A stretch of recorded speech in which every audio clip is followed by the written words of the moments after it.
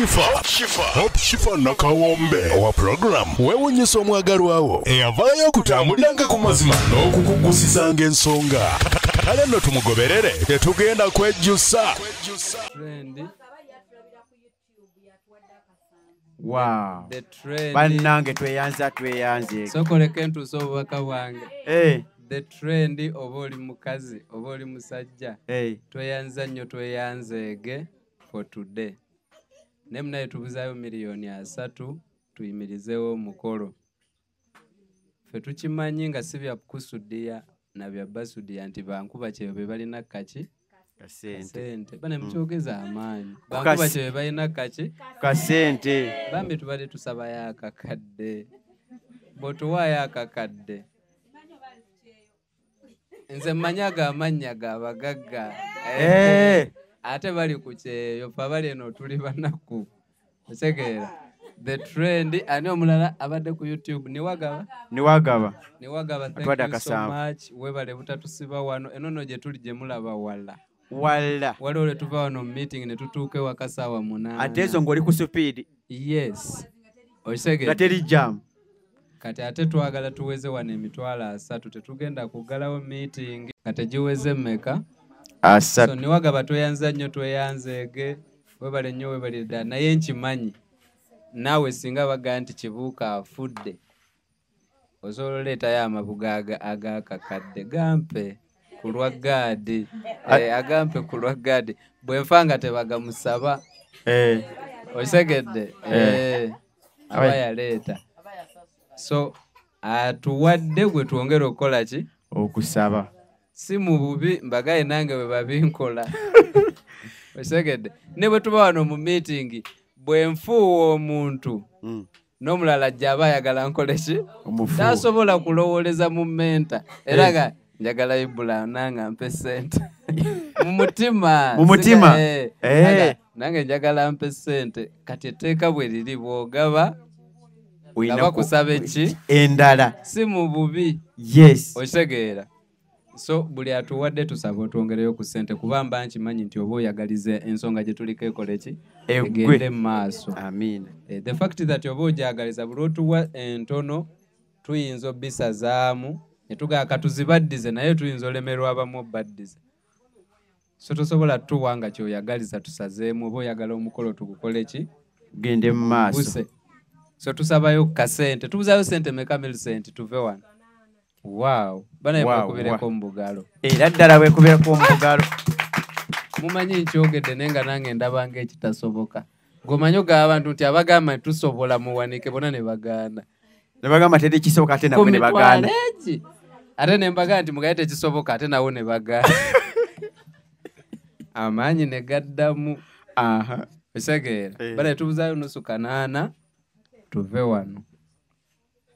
Abantu abo batandise okugenda tebaagala kati bw'ogenderawo ng'ekirabo kino kikyo abagenda nno mwandiresesere tumalayo ensonga oyinza osanga kiriko erinnya kiriko maama mu mubimanyi ebirabo bya wano osegeera ayinza osituka ate ne batandika mu kimutwalire si kitwala olaba muba mu bisukwiti obubadde 10 bugenda otuuka 7 era mbulirira wano osegeera mutwaleko kamu. So bala tubuzaayo nusu kanaana abali mu meeting wano n'abali online bambi temukitukola n'otuwa 2 kitundu ate nembaga nti banaye giwere 5 35 osegeera tusaba busabi asigaddeyo oba oli wa online oba wa wano mutuweyo nusu kanaana tuggalewo. Mavini sente ze watusuubiza zaggwayo.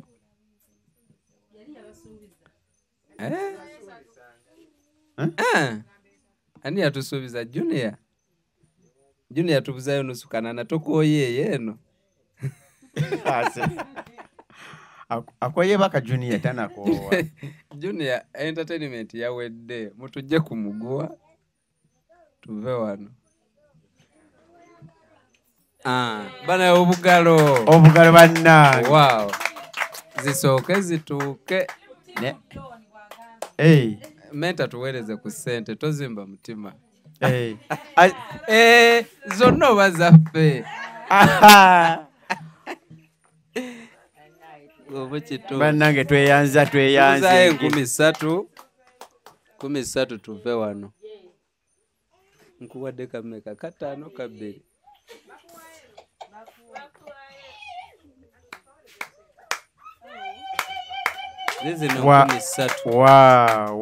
Wa. Oya atuwadde zisemba mukubira engali z'amaanyi. Ewa. Wow. Bannange. Bana tweyanzege. In total ndowooza tu. Ani nani?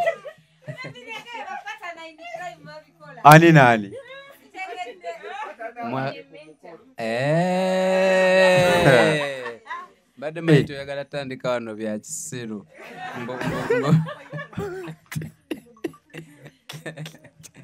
Okay. Bana tweyanzege. Anti badde binsobedde obyogera. Nti ate Marvin ne muwala wa mwannyina omulungi Must Shine. Omwana tannatuuka nakuba na linnya lye. Kyali muto. Osegeera. Bonna bato. Kale.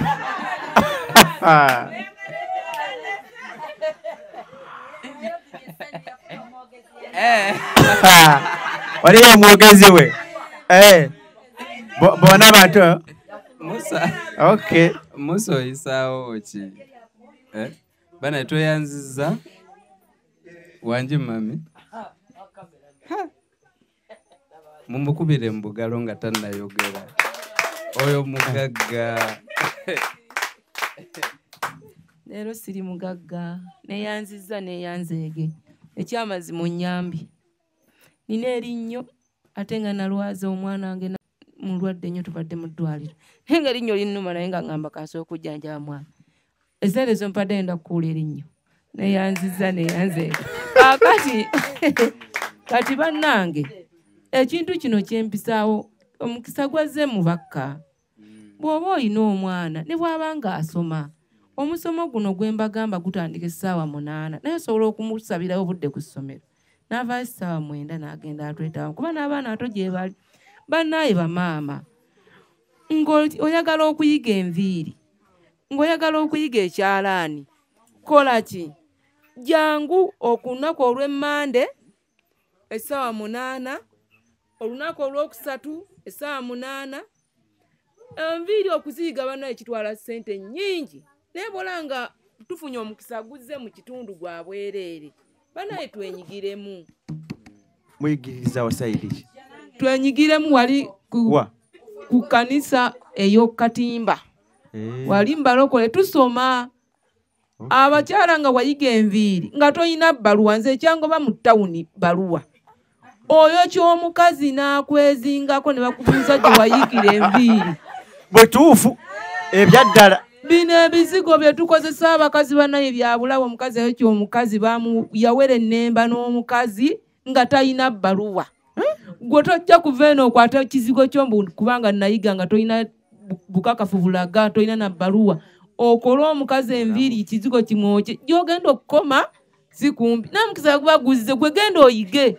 N'oba toyize bulungi bajja kutikira ofune ebbaluwa olyoke weeyunge mu saaluuni endala ezinaakuyigiriza. Ow'ekyalaani bannaye mugende. Omukisa gwazze. Neyanziza.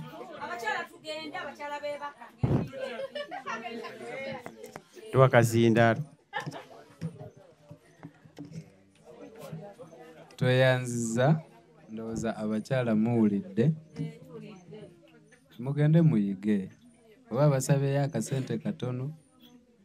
Tewali kintu ky'amakulu nga kuyiga skill. Yes, mutwe. Tewali kyama. Aba New African Canadian Foundation balese omusomo mukwano. Bwe batyo balese omusomo ogugendo tuyigiriza kubatya engeri gye tuyinza olabirira abakadde, gye tuyinza olabirira abalwadde, abakawuka ka mukenenya.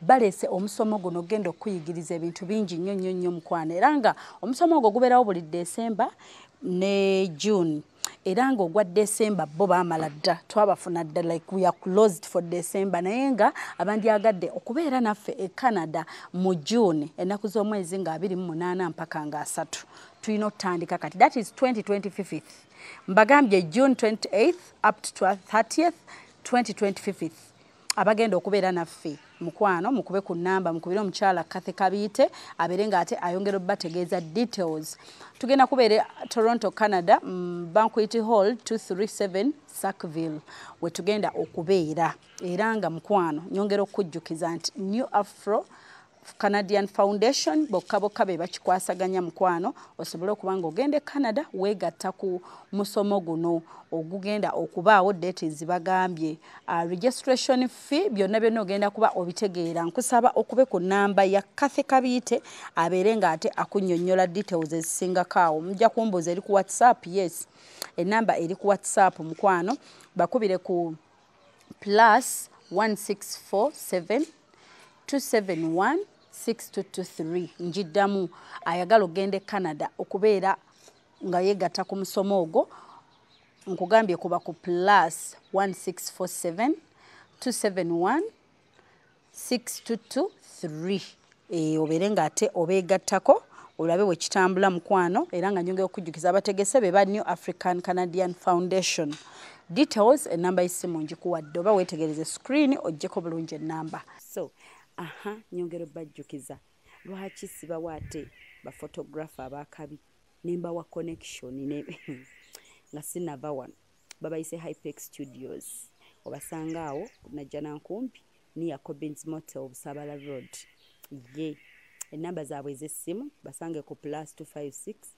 754 19 24 34 oba basange ku +256 789 34 3802 for editing video editing and shooting covering all functions like wedding, birthday parties, introduction, corporate parties, etc meeting, conferences zonna bazikola nobo oyina gwenga just oyina meetings zozokola nengo oyagala zibeere covered bobo oyina housewarming oyingira nnyumba yo byonna babikolako mikwano beekwate babayise Hypex Studio Kampala Polytechnic Mengo eyita abantu bonna abagala okusoma course ku ddala lya National Certificate, National Diploma ne Higher Diploma nti okwewandisa kugenda mu maaso mu courses nga Civil, Electrical, Mechanical ne Water Engineering, Architecture, Electrical Installation, Auto Mechanics, Plumbing ne ICT, Catering, Refrigeration, Cosmetology, Hairdressing, Fashion ne Design nti eri abamaze Senior 6 nga bagala Diploma, abamaze Senior 4 ne Primary 7 nga bagala Certificate mutukyalire leero ku Kabaka Njagala Road okuliraana olubiri lwa Kabaka kumpi ne Olcom Petrol Station oba tukubire ku 0-4-2-27-6 Kampala Polytechnic Mengo Beyond Limits. Tutera okugamba abavubuka mubeeko bemuyiga bwe nsanga omwana omuwala ng'alina kyangattako nange nsanyuka kati abawala betwogeramu abato tubyogera ng'ebyokusaaga naye singa obaako nekyokola nga kiyingiza akasente n'omuntu bwakusanga tomukalubiriza ate ekyokubiri ne bw'aba akuwa yeesikamu n'agamba kati ono emitwalo 10 agyekolera kati ate nange muwe 10 pointi yange ogitegedde ne bw'aba ayagala kuwa agenda kuwa 5 kakadde kuba nawe olina ky'osobola okukola naye olwoba nga toyina ky'osobola oli taswala nakuwa mutwalo ate n'akuteekako n'amateeka nti lwaki teweebaza sente zange ntono olugendo ozeekolera oba olaba nki ntono ate waliyo emyaka nga tokyasobola kuyiga skill naye kati olina akaana kamu bubiri genda oyige skill oba 3 okitegedde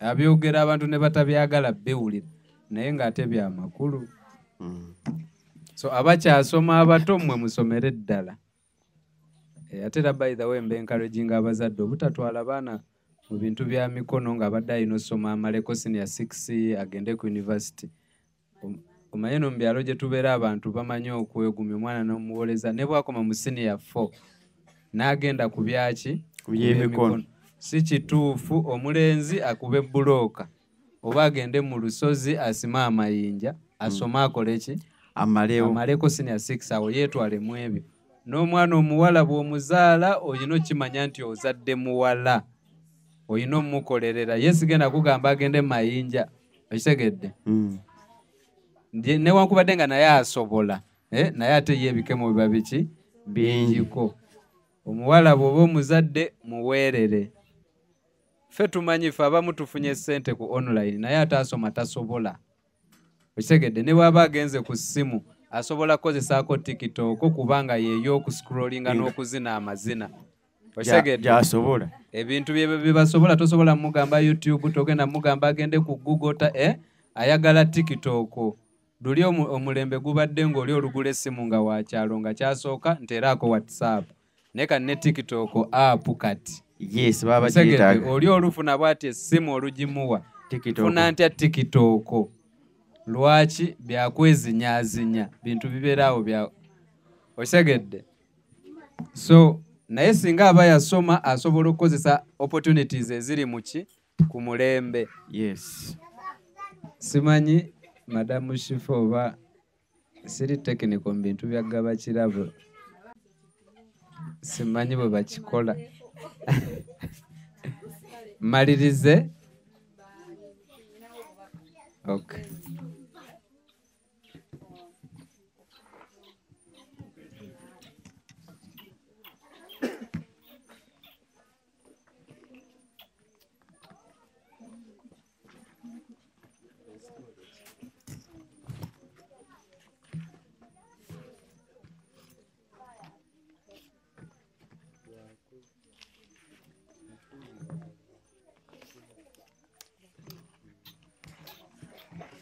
Okay, tweyanzizza mwenna Idi Mubaraka ewedde biweddeko kati tebakyagamba nti Idi Mubaraka Okay, tweyanzizza mwenna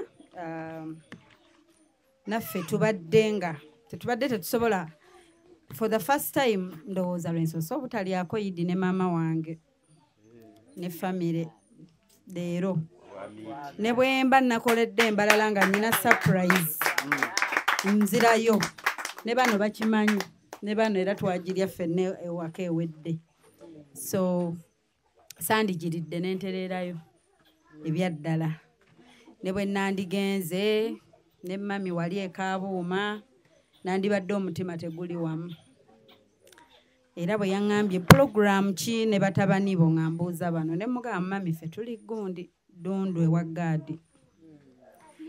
So twebaza Mukama olunaku olwaleero bwe lutyo olutambudde ate nga nkimanyi n'abatudde wano era mulimu abasiraamu abazze babeere part of this tweyanzizza naye babadde bafaaki okola nze lwensoso okujja eno ne bandisa ebijanjaalo kuyita okiti nze sibiridde mubadde mufaaki nensi ŋŋambye kambirekere ddala okubirya kubanga sibadde fine naye Idi ngenda girya nga nvudde wano it's okay kale ndabye nga nja bbiri ate nfuna ebizibu ebirala neme mmalako ne meeting olwa condition yange ng'omuntu so tweyanzizza mwenna ababaddeko abeerekerezza ne mwekomitinga thank you so much neewuunya abantu nga mukyala Naggawa Christine ewaabwe yafiiriddwa bayina omuntu wennyo yafudde naye yankedde ku makya naŋŋamba Shifa saawa zibadde 5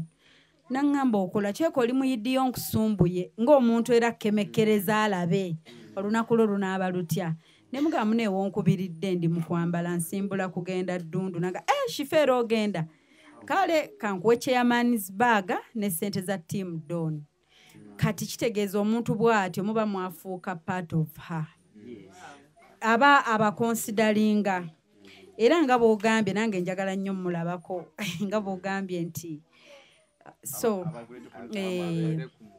so nange njagala omulabako naye osanga n'atuwa surprise nyongera okwebaza mami waffe Agatha thank you so much webale kutwagala mukyalo oyo atwagala okuviira ddala ku mutima nga taliiko ki oba ki atwagala nnyo n'omukyala Mutala thank you so much Mutala yayitagoberera nnyo naye nga bw'obeera ku live omuntu najja n'ojja ng'onyumya kubanga ng'omuzadde bw'abanga bw'anaaba anaakunyumiza ebibye kati nange bwe nafuuka nti gye ntuuka ngamba nyinayo nno nga bw'obala nyinayo gaadi ne Millicent eyo buli omu n'oddamu emboozi otomanyi oba g'obinyumiza bimunyumira oba tebimunyumira oba akulabanga Shifa ati ayiiya bongo like gwe n'ogamba kanyinyonnyole bwe ntyo bwe nannyonnyola Mutala nangamba Shifa katweba ebitambula osanga naakuwaayo 5 ne muva nako nendolaba ate omuntu akusuubiza tomubanje nti ate munewe wansuubiza bikufaananya fane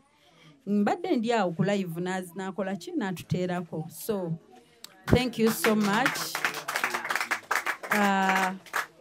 abantu baffe abatudde wano mwebale nnyo akutte okuviira ddala ku 5 bye 10 kuba nkimanyi mu nsi muno totuula butuuzi wano 10 ne luva waggulu ne lugwa kitegeeza obeera walukola tweyanziza nnyo tweyanzeege tetubateekinga for granted abali online akwata 5 akasanvu omutwalo nze nkimanyi kisoboka omuntu n'obeera awo nga ku ssimu yo olinako omutwalo ogwo mu bulamu ng'ogamba gwekuumisa data kati be bamu ku bantu akwatako 5 n'azikuwa n'akuwa 6 10 lujjayo kitegeeza nti naye kiba kimukutteko osanga singa aba alina ekisinga aba yandikireese tweyanziza naye nga nze ndi mweraliikirivu lwakuba nti neegumya part of me ndi mugumu naddala sitera ku breakinga down maaso g'abantu nzirayo ne neggalira mu kisenge kyange ne nga kino nkiyitamu ntya kati kye neebuuza era bwe nva wano ŋŋenda ne ŋŋamba kino nkiyitamu ntya oba kiggwa kitya okumbuza otulo ne Seebaka for days n'obeera mu buliri ng'olaba toyina buzibu bwonna nnaku 3 nga toweebaka nga kijja automatically because you're worried wasalawo n'oyimira n'ogamba njagala abantu babe happy n'oweebuuza naakisobola nyina ekigambo kye ntera okukozesa nti ndi kiyenje buyenje so kati naye nga omuntu alinza olowooza Shifa alina amaanyi mangi Shifa kiki nno nange ngumira ku bantu abo be batupushinga n'okuwulya nti oyina okubanjibwa ekintu okuba nti kibeerewo okozese ku ddoboozi ly'olabe nti ekintu kiwakinga out noonya ebigambo byenjogera eri great opportunity byo sibimanyi kwegamba bakoze ebintu ng'okusaaga but omanyi waliyo omuntu akeera nga ayagala kukyala mba mukazi we nga yeba omuwa $5,000,000 obudde buno kiryokke zimumala agenda akyala emikolo mingi nina gye twabadde okuziika ebusunju olwalunaku ki nzijukira bwe navaayo ate nenzijja wano nensanga obbi wange amuyita Kavuma angamba agenda kwanjula mu gw'omusanvu nandaga budgeti nga ya $8,000,000 okitegeera kati kitegeeza nti great opportunity sente ze batuwadde zokka nti munange njagala kyala kati tugeze nti Shifa nja kyala wammwe sukaali kiro zaffe ziizo ezo sente zikola omukola ate era abantu ne basanyuka n'omukyala n'afumba so kati zivudde mu bantu nga bo ne bagamba tebakyetumye tebabanjibwa ne bandituwadde akakadde twandikubye enduulu ne bagandibadde 5 naye bo ne bawulira nti beebanja kati abantu bwe batyo bagamba bigambo kiddala bo ne bakyeteeka mbaatu already ze beekomiitinga ne tubiva nako kati oba oli awo nga baleese tweyanziza nnyo tweyanzeege tusiimye omanyi waliwo ogamba abantu oyagala obaagale n'ebibyo kati noga oba mbaagadde ntya n'ebyange eŋŋombo ntera ogikozesa nti nze omuntu bw'atakyanjagala na bibye kati bo tuyinza baagala tutya n'ebyaffe aba great opportunity naye nga tweyanziza nnyo tweyanzeege beebale nnyo osanga lumu mulivaamuko mmemba nga waliwo ekiriwo nga bino byaggwa byebaka Shifa yagenda gyagenze osanga mulinkubirako nga oba memba omukulu w'ekibiina munnange nga miitingi ze zitandise ez'omukolo ne mumpita nzijukidde musobola obbaagala n'ebyabo bakwata emikolo bakwata emikolo balina kampani ekwata emikolo kati gwe bwebawa omulimu just n'okuzoobawa ate kwe batoola ne bawa abalala mbalabye nako kwe bali Hypex Studios kwali alaba okay so bwe tuwa hype ate teri kirungi kuwa muntu mulimo nga naye azzaayo mu community omanye okusupportinga omuntu nga naye atoola ku kyomuwadde kitegeeza buli womuwa support muye omuwadde naye ate kigenda ku benefit abalala bangi bagenda okibenefitingako so tweyanziza nnyo tweyanzeege tusiima tetukiteekinga for granted nti muyina otuwa nti olw'okuba tutuula ne mwami Kibuuka wano after all ndaba era waali gadi munne si bwe tukitwala tweyanzizza katukole kye tusobola we bali manyira okusiima kwaffe kubanga they are supporting a cause mu kubitandika Saababala nti bali baawo but ne bajja thank you so much na buli omu mwenna abatulaba n'ayina ekirowoozo manyiye abantu babaayo ng'oli alabika atudde awo ajja tuwa naye nga ayagala akukubira essimu Shifa halo nkuwaddeyo zino nga tayagala promisinge nsaba nabo Mukama ayongere obbagabirira nga bitambule nga bwe babibala osanga batuyinamu bye bakola but otherwise wano we tuli tetuyina nnyo ssanyu nga lye twayina nga tugenda ekabaali waliwo twatuukira ne ng'abannaye ne bwe tugenda leero nsuubira najja n'ekibagamba nti ne bwe muŋŋamba katusituke tugende mu mukolo tugenda ate nga twali tubulayo ebbanga lyaffe naye ne ŋŋamba wano we tuli ne bwe tusituka by this time luli ekabaale nga tubulako nga wiiki 3 twali much better okusinziira kati bwe tuli essuubi tetunaba nnyo terinaba tuddamu ng'ekintu kyaffe bwe twakibala naye katongere okukkiriza nti Mukama ajja kikola ku Lwokuna ngenda kujjako wano eno mbaagalamu igwe abagole mbaagalamu nyinayo njagala mumperekereko munamperekerako naye njambasaye nga muli smart gyomperekereza enviiri tezijja kukolayo ngenda kujja wano ngenda keera ngenda bakeera nno Olwokuna temunfumbira gye mumperekerako bafumba nange nnyina kale bengenda okulaba kati bambuuzizza nti baani ba best friend bo mumperekerako eyo nange nennonda mmwe ekiki banange munkubereko mbugalo ajja so nyina omuntu ali eyo ali special yaŋŋamba Shifa jangu n'emikwano gyo Shifa takyayina nnyo mikwano bw'oba obadde ozongoberera emikwano gye nalina bye bankola wabimanya kati mwe mikwano gyange bannange tweyanzeega anti Shifa annaye so ku Lwokuna naye nga nandisabye Millicent tubeeko smart ompeesa ekitiibwa gye tulaga bibiganda tuzisali kaati ku Lwokuna ngenda bakeera katusabe Mukama abukeese bulungi amiina bannange ngenda bakeera obere tulowoozaako anti Shifa era namugambye kuba mubimanye ebyabagagga olina omugamba lisiti nzija nabwe bati si byammugwako neŋŋamba munaaye gadi naye aveeko ewaka luli twali mu kibuga ne Millicent nga tuzunga nenkusaalirwa kati tujja pakira benzi yaffe eyo mu motoka yaffe bwekiri bakeera nange ngendeko out Millicent tokeera genda mu nku tokeera mayinja keera kubeera ready akutandika n'ekitalina gy'alaga olagawa ku Lwokuna tuli ffenna amiina zaani yes mbalageyo balabe ku mikwano gyange nti nange nyina emikwano ekiki nga nze mukwano owakabi naye Shifa bannange oyagala kummeza amapapa bwoti ebiwaawatiro Olwokuna tuli ffenna oyagala kunvimbisa oza ne ttiimu yange benkola nabo bano banaatuwerekerako mwami Ibula naawe namperekerako ssebo bonaabaawo gyatuwerekerako kale inshallah but ne Mavini ajja kumperekerako ne bano Lwokuna ya baŋŋambye sisukka bantu nga 8 kamba nnyonnyole nti waliyo ne menta ndabo baba naamukkiriza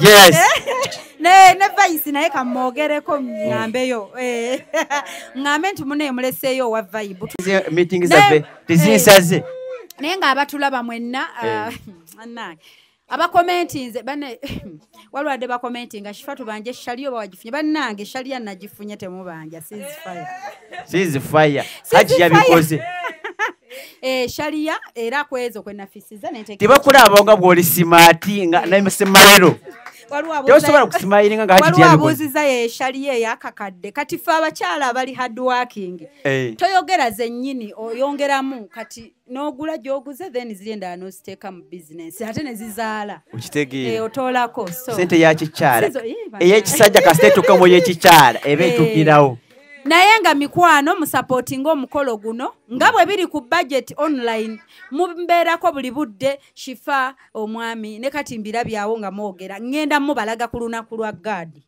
mbagambye nzija naye mister oyo haji naye nga only if ng'omukolo nga bwe twagubala bwebagukoze nga budget eyo bagikubye oluku bwe biba byakweyiya bannange mubikole tulabe ku haji mubadde kimu bagamba abo bwe babanga babikole byaddala bwe baba banange team online budget twakulaba ni yaguze sheni ngenda kubeera proud haji okujja tule mu ntebe mugambe munange ngomanyirisa giribirirawo kanga ekigambo but see what has happened nange anenyumirizeemu kuba omukolo bwe gutyo kitegeeza nange bamusanyifu nga haji mulabyeko ku mukolo gwange guba gwakukuta naye nga mukikole mutwongere n'abaatuwa bambi wero wisha nkukowoola mukwano gwamanye ennaku yaffe ababikola ku mmere ate era mubikole mutwongereyo tetunnaba amina babikolere ddala ngenda mubaleetera mbagambe nti ono ye musajja wange gwendonze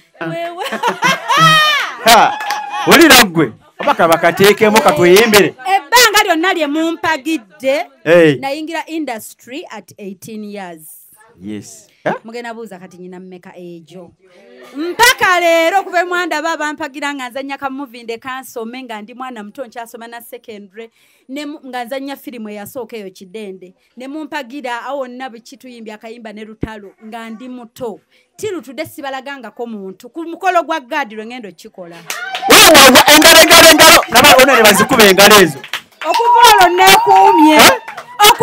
nekumye guno mukolo gwa byafaayo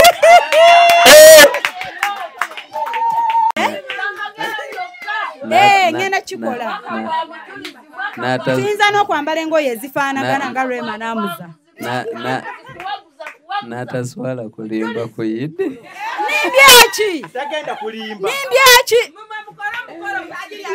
bannange nedda bafaani bange nali mbalazasobola ono yayogera mazima ne mbagamba nali mpositinzaani ate mu recording tewali gwe baali balabye wadde n'ogungo gyeko okwashuminga olinaanya omuntu ne bamukuwa from 18 years mpaka kati mubale yes tukubire mami tumubuuza oba yayina gwe yali alabye ne mami talina tasobola kulimba ku idi tekisoboka gwalaba kisoboka omukolo babakola omukolo bagukole bonna ebisigadde kye balagira kyenkola wanje mwina gwe mulabye nga wange nzala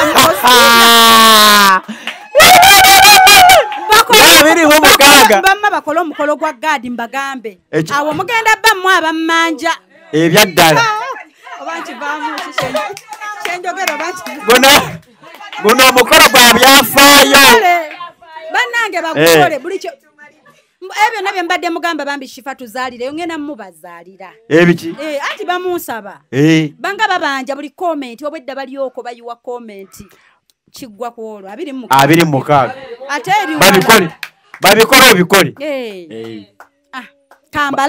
kambalabe obukuusa bulijjo bakimmanja bannange Shifa n'okikola feno tulaga omuntu tuddako gugwo kati kandabe bakole guno obalaga omusajja bagukole guno nga bakola gugo yes kuba kwalo nkimanyi bwenzija naye ne mubalaga abamawulire bonna ababadde beebuuza bagenda salamu ezo kiripu nga mubalaga era bazitambule kitegeeza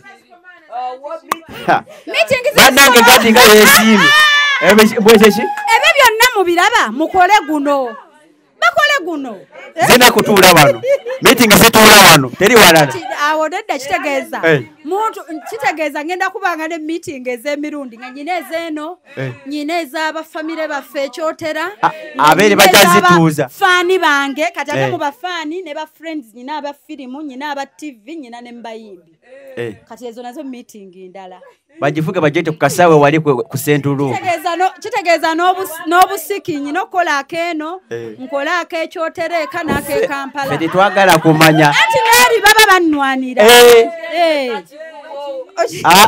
fe wano meeting nedda pulaani ze muli mu kuteeka mu gwange musooke muguleke nakivumbireke musooke muzisse mu zino eza 26 mwe buli kye mwagala kye musaba shifa bakikole muguno awo mumanje awo twogere waliwo omuntu ajja naga shifa era omwami wo ninga onaamunsabangani kasapoti nze naggaadi shifa alese kozi nti kwolwo ntambula nze kakati kwolwo mushifa twagala tulaba kuuma aja kuyita mugambuyaga yaŋŋamba mbu alusazi kuluma ataaka lwa nsonga shifa walemera mbwa singo kiggwa kwolwo ekiki eno mbaga mujje tugabe ekirabo kiwedde sibazeemu ansa bannange buli omu atoole ku ssente yatuwe mujje bambi mukwano abaamanyiira okusiba ekkira please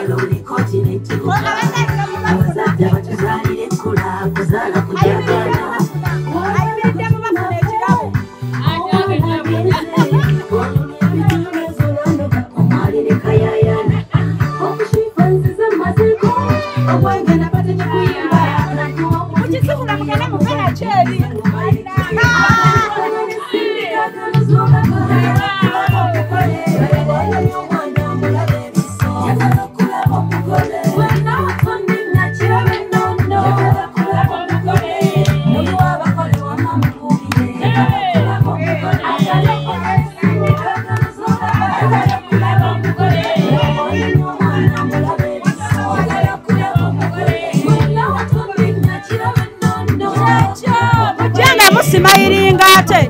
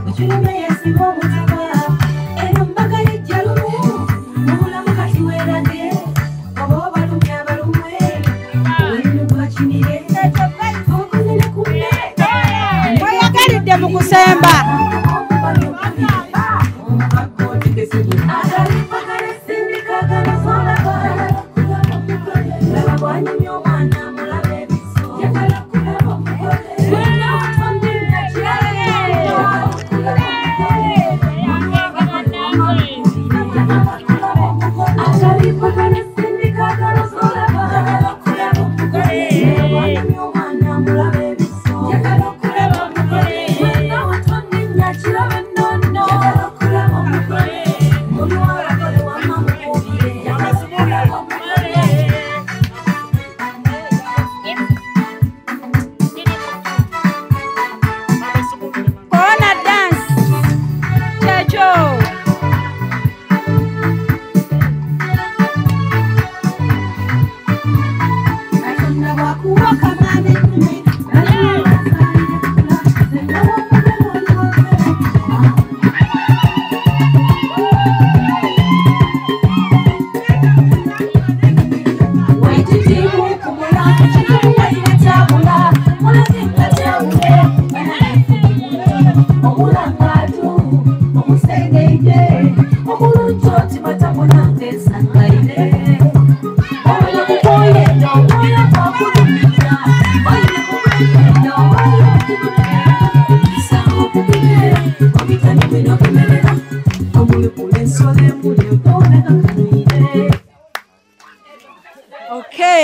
Idi Mbaraka.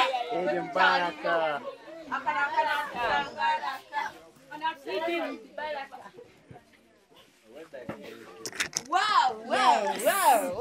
Nabakoleddeyo ka keeke kano kagamba Idi Mbaraka nafisizza kuza Haji Sharia.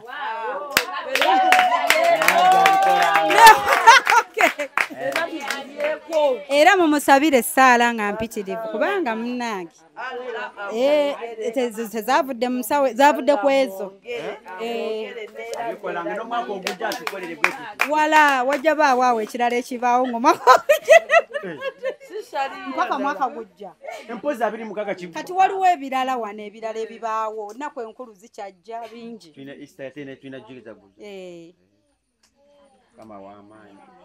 bikyali bingi Easter yo tunaayi bajja kuŋŋamba leta ekibiriiti tusaba ku kibiriiti n'akambe mwenna mwagaddewo dda mwogere ebigambo ebisiibula ffenna bwe tusala keeke wano banjagala byogera nga tumaze ejjire tiimu Doni mujje musale keeke baana abawanguzi b'olunaku jangu osale keeke ne mamiwo ne bamami bo baaba olunaku lwammwe ati simanyi kazikidde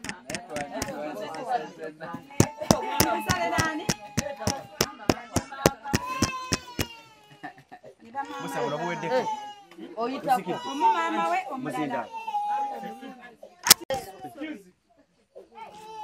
no like the microphone is not it's not microphone nedda mutunule side like you stand teri koogera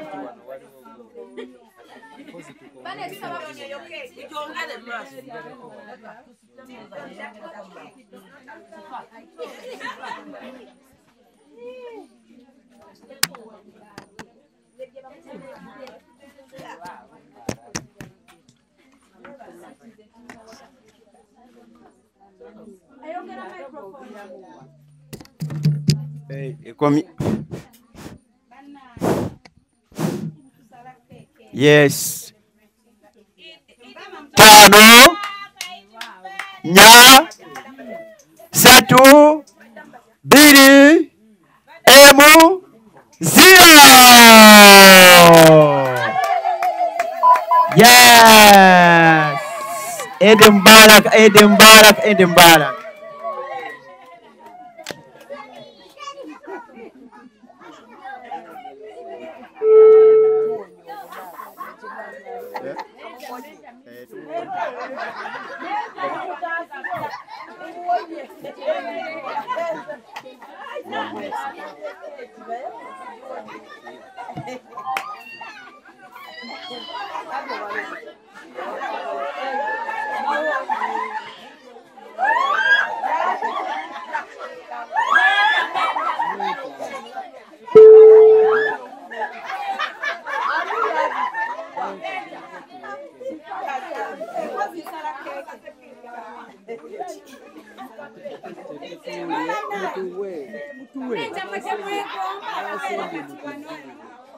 Neta njakukuba chala keki tulye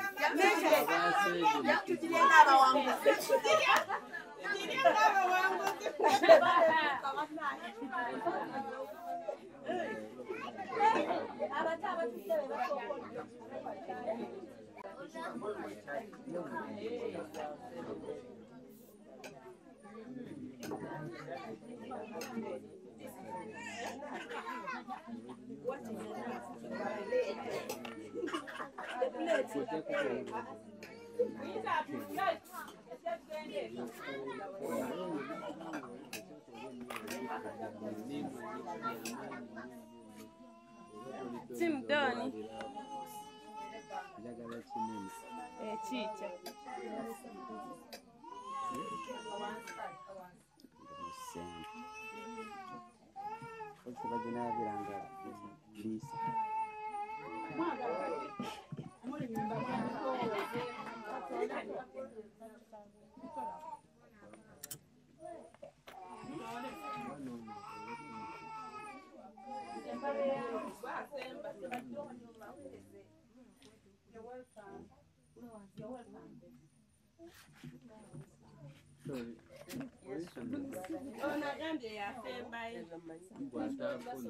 batafuna mbasooka badona abawangude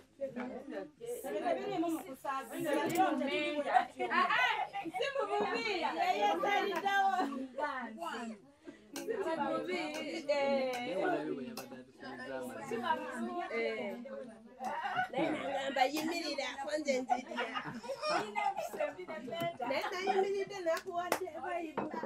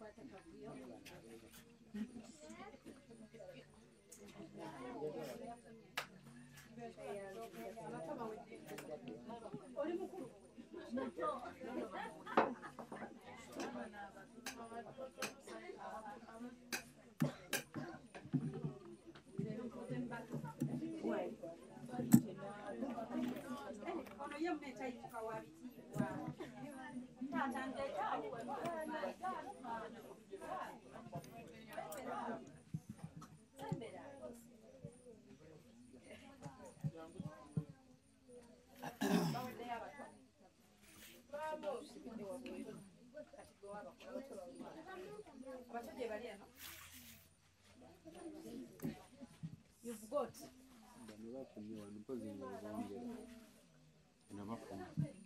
Ono yatannafuna yagambye yasembayo.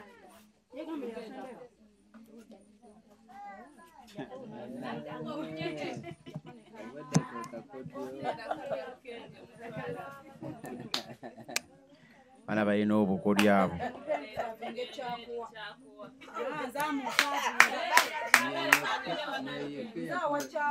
Keyakuwa akamuli. Akamuli. Si bino bye bagulagula. Kyakuwa weeyagadde ebakka.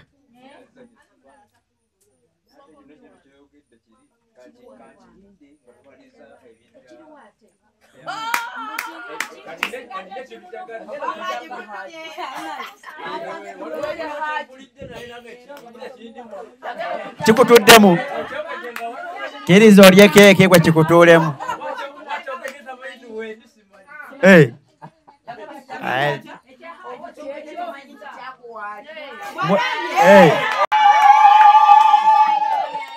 Yakuwa akamuli kyokka tewaliwo haja aguze gundi. Kyakwa oba yeggwe haji. Si haji. Obuzibu ogambye haji ate nga yekyakuwa atambula yekka.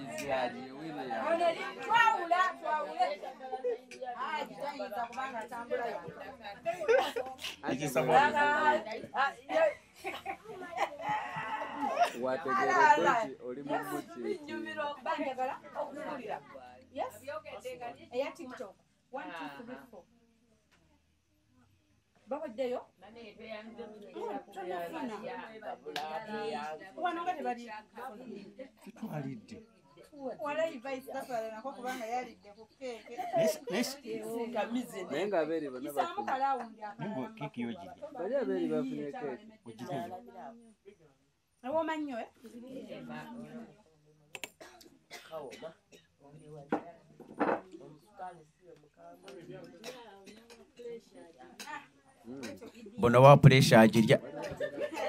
Ate wa sukali.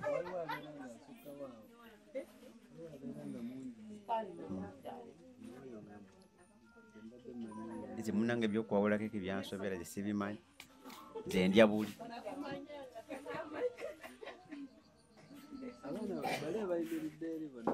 Abo bonna bamaze okulya. Guno mukolo ogwaffe ebyaddala. Ate embona agenda kuba wali bagenda muwulira.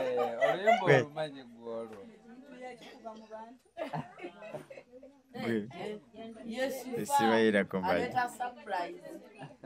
Sifane gadi batandika surprise okukakana egenze kabale surprise okukakana egenda musaba ku church okukakana egende muje maxi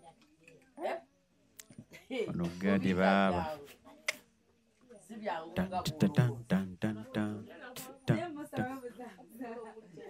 yes banangi Eid Mubarak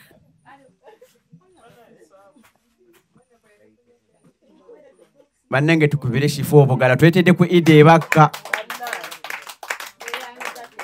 ebyaddala tweyanze nga anti shifa webale nnyo webalire ddala kubanga tukimanyi bulungi Eid lwero olunaku lwo era atugambye nti olwo olunaku alina okubeerako ne mami we n'ab'enganda ze naye bamubuuza n'agamba nze ngenda abaka ewa God. Can you imagine? Ffe baani naye ekintu mukiyita kyakusaaga kino naye nga kintu kizito wanno era tukwebaza nase kwebaza yonna okulaba nti Eid ogituleetedde ebaka mu meeting ya God.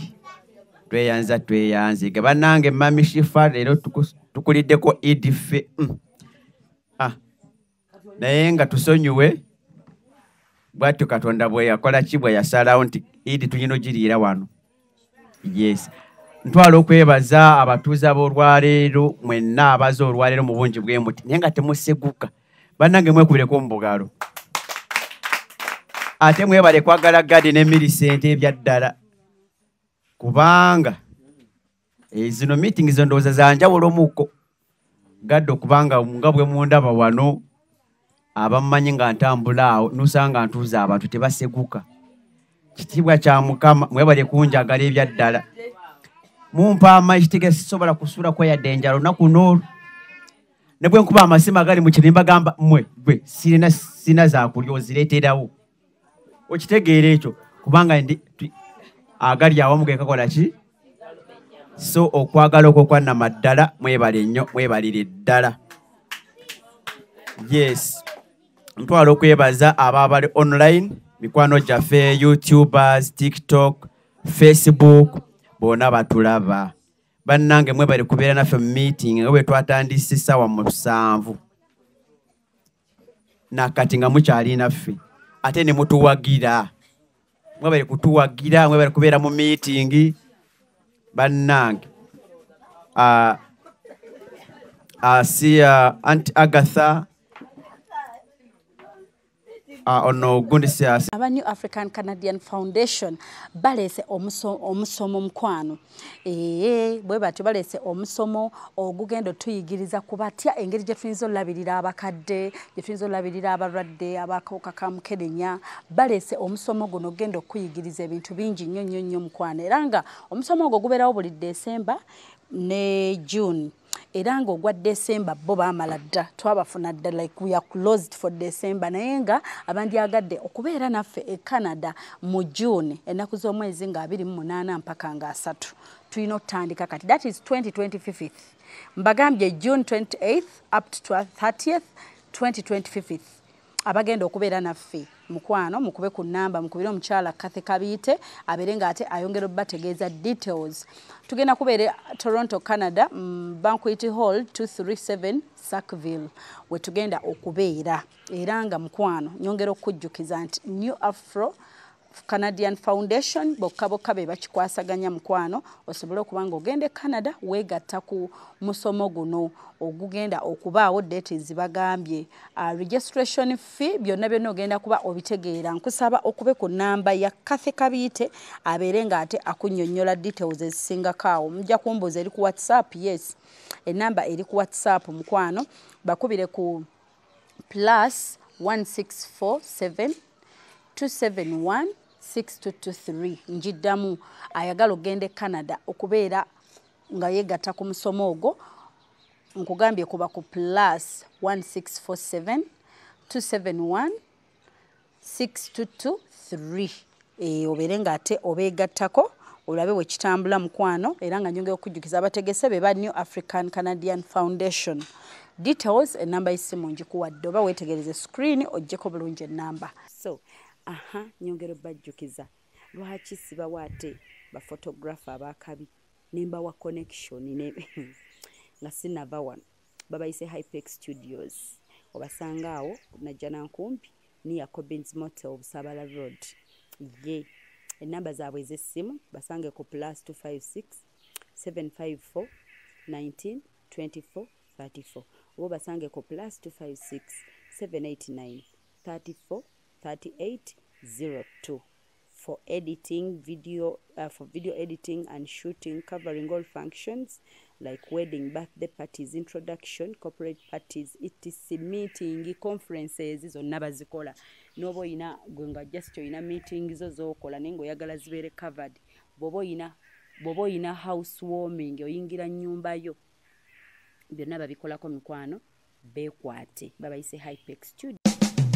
Kampala Polytechnic Mengo eyita abantu bonna abagala okusoma course ku ddala lya National Certificate, National Diploma ne Higher Diploma nti okwewandisa kugenda mu maaso mu courses nga Civil, Electrical, Mechanical ne Water Engineering, Architecture, Electrical Installation, Auto Mechanics, Plumbing ne ICT, Catering, Refrigeration, Cosmetology, Hairdressing, Fashion ne Design nti eri abamaze Senior 6 nga bagala Diploma, abamaze Senior 4 ne Primary 7 nga bagala Certificate mutukyalire leero ku Kabaka Njagala Road okuliraana olubiri lwa Kabaka kumpi ne Olcom Petrol Station oba tukubire ku 0-4-2-27-7-3 Kampala Polytechnic Mengo beyond limits. Iridwa bambe sore tukusasiddeko bambe ate webale kubanga oyo anza abeereyo n'abanga alowooza ku Sunday nayo kimanyi ng'alowooza meeting yo ku Sunday ngenda kubanga nina ekyokuwaayo so nolabiranga ekintu ayina laavu ya namaddala eri omukolo gwa gaadi kubanga yakubira essimu nga tomunyeze nakuba essimu omuntu oyo aba wanjawulo kitegeeza okwagala kwalina kwanjawulo eriffe ne ttiimu eya Hope Shifa ayagala Shifa n'ebintu bye yoyo kubanga oyo aba asukka ne ku muganda wooba ku laavu gy'aba alina zisobola gipima kati omuntu akuloleza ekintu ekyo so mwebali nnyo okwagala Shifa bannange mumwagalire ddala kubanga tusuubiza ndowooza ekisuubizo mukiwulidde mumwagalire ddala mumulage okwagala atulage ekintu ajja kitukuba mu maaso bulungi nga 26 neesunze guno omukolo gwa byafaayo so mwebale bambi kumwagala nze sina kyakubagamba mbagaliza obulamu obulungi mwena bali online Shifa tumwagaliza obulamu obulungi ne ttiimu ye ba cameramen tibakoowa bannange mbeebaza bonna ttiimu ya Shifa bannanga batambula naye nga tebakoowa tibeeyebaka ba ttiimu no siripu mwebale nnyo mwebalire ddala nebaza great opportunity ba sisters and brothers batandika dda nga ndi mu ddwaliro e Mulago nakati bali nange ndowooza bano tebakimanyi great opportunity yantandikira e Mulago ku kitanda yes nakati bali nange so abantu abo banjawulo ate nga gurupu nnene bamu bali wano tebali wano naye nga CEO kyayugira babeera naye ate bamumanyi kwegamba great opportunity wenda we muli nga 26 mbeetaaga wali ku tebo nga mbawolako kajjamo ngamba yes nti we muli so beebaza ebyaddala ze gaadi ne Millicent tulina kyakubagamba tubasabira Katonda gaziye ensalo zammwe diiru zammwe emirimu gyammwe babasasule ku mirimu gye mukola yesala gye tusaba waba batakusasula ate tojja kufuna z'owa gaadi tojja kufuna z'owa Kalamojja tojja kufuna z'owa Mulago ku ddwaliro okitegeera so tubasabira babbosi bammwe mwe mubeere banjawulo eri babbosi nga bbosi bw'aba akola balina okusasula nga teto muzimubuuza nazimubuuza okitegeera so ebintu ebimu bino bye baba bakola byebintu ebikuuma emirimu gyammwe bayizawe golaba omuntu okuwaayo naye aba awaayo defense byebintu byokka ebikuuma emirimu ebikuuma business ebikuuma obulamu bwo nga ggwe olaba omuntu okubeerawo ng'afuna ebintu naye gatomwe lwaki abifuna kumbi waliwo ekintu kyateekayo kyasaddaka okukuuma ebintu bye nga saddaaka. So abantu abo great opportunity, mwebale nnyo, mwebalire ddala okutambula naffe ate nga bakyali naffe. Tumanyi baggwayo naye nga bakyali naffe mpaka nga 26. Bannange mutulaze okwagala okwanama ddala. So ntwala okwebaza era Ibrahim ng'omuntu CEO wa Great Opportunity ate nga bwe yabagambye balina studio Hypex Studios era bw'oba oyagala bawagira ebyaddala ogenda wayo si ku mikolo yokka kati osobola okwambala n'ogamba naye kati nze zikangire ku Hypex bakuppemu obufaananyi awo nyinayo emitwalo gyange ng'akakadde awo bifulume nange nsanyukeko ogende kuwagira ku Great Opportunity. Yes, kisoboka. Yes, photoshoot bagiyita batya? Photoshoot kantu kati simple nnyo. Photoshoot kyekyo ogenda noteeka wali noshanana okitegeera. So yes, hajja abantu bwagirabyeko wanyiridde bannange nga print muzigo bannange. So a product ya Hypex abaana ba Great Opportunity bitaaga kuwagirako ebyaddala. So yeso engeri gyoka tusobola basanyusaamu ffe ng'abantu bebalaze okwagala okwaddala. Namwe abatulaba muwagire Hypex Studios oba wagire Great Opportunity ebyaddala. So brother Ibrahim webali nnyo okubeera omuntu omwesigwa eri abantu abo ebyaddala. Ekyo ekirabo kikyo wekka si kya buli omu. Nze nakugamba omuntu osanga nga oyina ekintu naye nga kikyo ng'ogenda ofuna omuntu akufaanana nga kizibu nga gwe nga yegwe Ibrahim teri mulala. Yes, nga gadi ye gadi, shifa ye shifa era nga teri asobola mufaanane naye ebyakola okitegeera. So twagala tubeera abantu tukope embeera eyo eri mu bantu. Noba nga tokopye okutuuka ku 100% ati sobeereko nga 25% kwekyo ekintu ekyo. Tuyige okwegomba. Oteegomba tosobola kukulaakulana. Nze bwe mba neegomba teneesaba Katonda akiteeke mu nkola nga nange ntaddemu amaanyi okitegeera. So tuyige okwegomba ebintu bwebito abantu bye batulazeeko. Kyekyo kyennyini. Ngenda kumaliza meeting n'essaala naye nga batulaba mwenna tubasiibudde. Bye. Tubaagaliza ebirungi mu wiiki eno tukomye ku Sunday nga tuli balamu. Abalwadde tubasabira bawonyezebwe. Katonda ajja bawona, ajja bawonya ebyaddala. Okay? Yes. So bye abali online katufune essaala okuva wa ojja tuwa essaala olunaku lwammwe. Esimba eggalawo meeting. Tetujja kusonyiwa Katonda guno mukisa gugwo. Oguganye. Kati ngugabiraani. Ani. Banna. Mama Suma obulago buteredde. Mame tuwe saali eggalawo meeting tukiggale. Katwebaze Katonda b'emikwano twewombeeke tumwebaliza ddala Katonda abaddewo ku lwaffe olunaku lwa leero. Tumwebaliza ddala ku lwa bannaffe abamazeeko okusiiba abalidde Idi olwaleero ate nga nabo bamazizzaako nga balamu. Twebaza Mukama ku lwa baffe be tubeera nabo wano Hope Shifani Ibla babadde balamu ne famire zaabwe mu nsonga lwaki bali naffe wano. N'abalala Mama Suma bwenna mwasiraamu abasiibye Mukama abawa omukisa. Twebaza Katonda atubeereddewo mu meeting eno ne byonna ebikoleddwa. Kitaffe omwagalwa ayinza byenna Katonda ow'ekisa ekingi tuyimiridde okwebaza n'okusiima. Bwebale tubeererawo Mukama okuva we twatandika enkiiko zino ez'omwami God ne Millicent webale kubeera wamu naffe Mukama. Tukwebaza olw'abannaffe taata ate bakama ba meeting eno Mukama wange taata batambula eŋŋendo okuva e Kampala naye nga bayaayaana okujja buli lunaku nga babeerawo. Mukama webale obbasobozesa, webale n'okubasobozesa okusaka ensimbi. Taata omwagala kuba bw'okozesezza okuzisaka Mukama wange taata.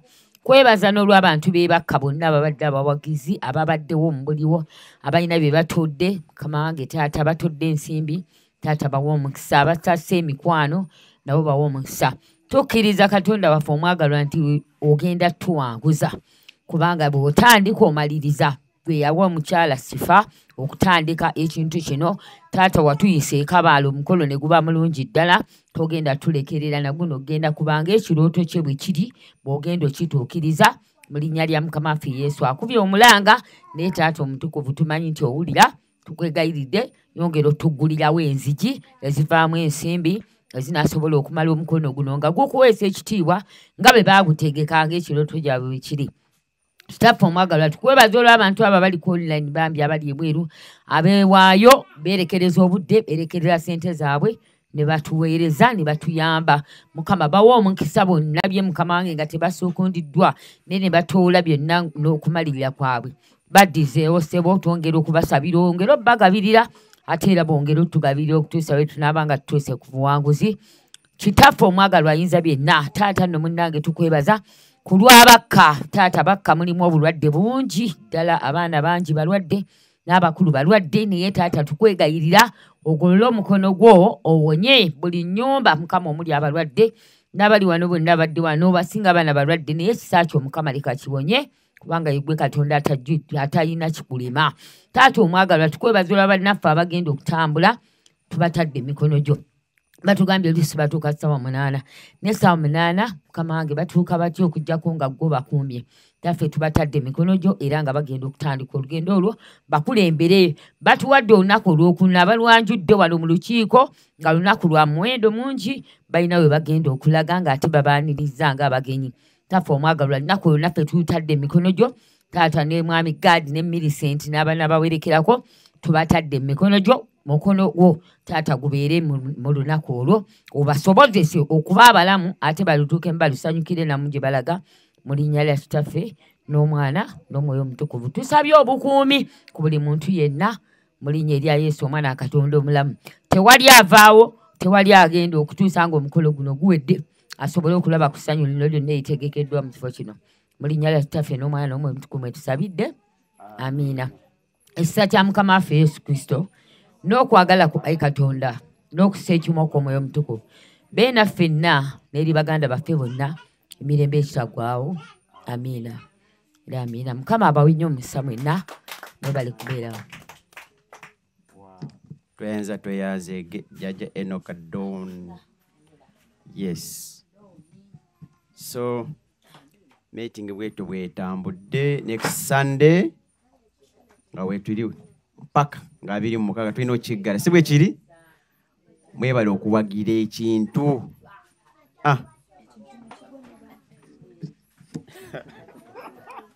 Ekintu ne kigwa mu bantu.